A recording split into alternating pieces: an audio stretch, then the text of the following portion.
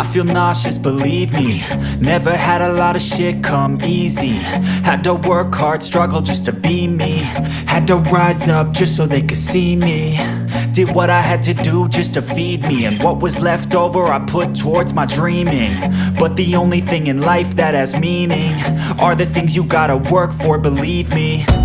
Take into your hands a plan, your own hands can land your own brand. And damn, I feel like no one takes accountability. They want the credibility, convincingly unwilling to put in the fucking hours it takes to get some power. Don't be fucking sour, take a cold shower. Scream until you're louder, work until you're prouder. And fuck all the doubters, they're just fucking downers. I swear to God they all let me down.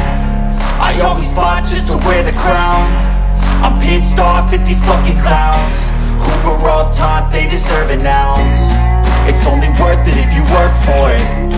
It's only worth it if you work for it.